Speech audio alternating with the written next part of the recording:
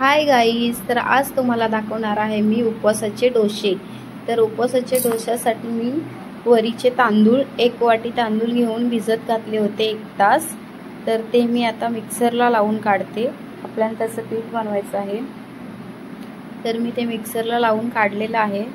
बघू शकताय, जाड नाही ठेवायचं आहे, आपल्याला बारीक पिसून घ्यायचं आहे। तर मी ते 1 वाटी वरीचे तांदूळ घेतले आहेत पिसून आणि 1 वाटी त्याच्यामध्ये राजगिराचं पीठ टाकते।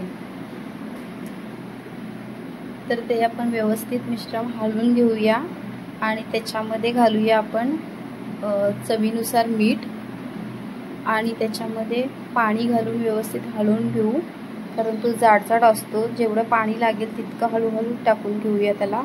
आणि त्याच्यामध्ये 2 वाटीसाठी 2 चम्मच दही, तर 2 चम्मच दही टाकून आपण व्यवस्थित मिश्रण करून घेऊया।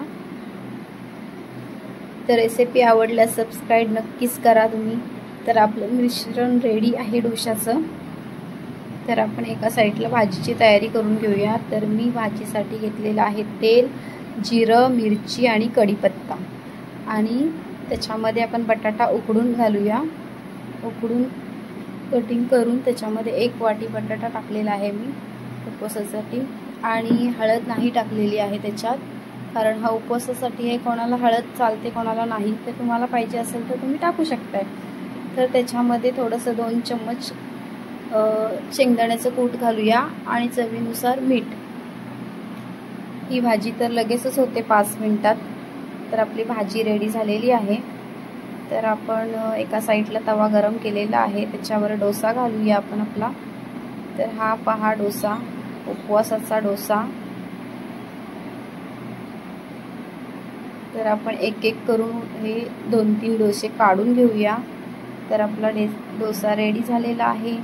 तर आता आपण एक साईडून त्याला पलटी मारूया। गोल्डन ब्राउन झालेला आहे डोसा आपला।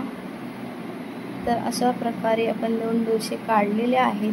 तर तुम्ही ही अशी रेसिपी उपवासाची खरंच करून बघा, खूपच छान डोसा होतो तयार। तर आपला डोसा रेडी झालेला आहे।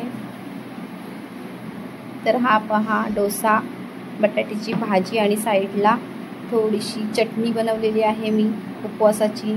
तर तुम्हाला रेसिपी आवडल्यास सबस्क्राइब करा, शेअर करा, कमेंट करा, सबस्क्राइब करायला विसरू नका। बाय।